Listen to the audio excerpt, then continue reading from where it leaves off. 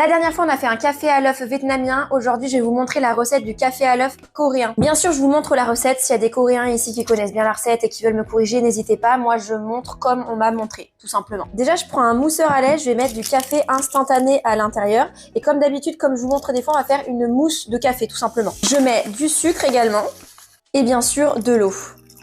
On peut le faire chaud comme froid. Personnellement, je vais le faire froid et je vais faire de la mousse de lait froide. Enfin, de la mousse de café froid plutôt. À côté, je vais préparer un café assez fort. Et je vais faire un petit, mais tout petit expresso. Un ristretto si vous préférez.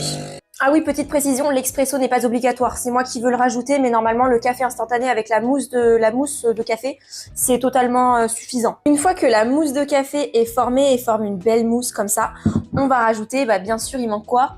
L'œuf. Donc je sépare le jaune du blanc. Moi j'ai ça, c'est bien pratique ça. Et le jaune, je vais le mettre dans le mousseur à lait et je vais refaire mousser. En attendant que ça devienne une crème, je vais prendre du lait frais. Après, vous pouvez le faire chauffer pour la version chaude et je vais le mettre dans ma tasse. J'y ajoute, et c'est facultatif, mon petit expresso. Puisque moi c'est version froide, je peux ajouter quelques glaçons pour rafraîchir le tout. Après avoir moussé avec le jaune d'œuf, on obtient une espèce de crème mousse et on va le mettre par-dessus. Regardez, on a 2 couches, c'est vraiment trop beau. Allez, moi je l'ai fait glacer, mais on peut le faire chaud également, mais je vais goûter. Vous savez, ça a quoi comme goût? Un goût de glace, de crème glacée au café, comme on en achète. En tout cas, je valide, c'est trop bon.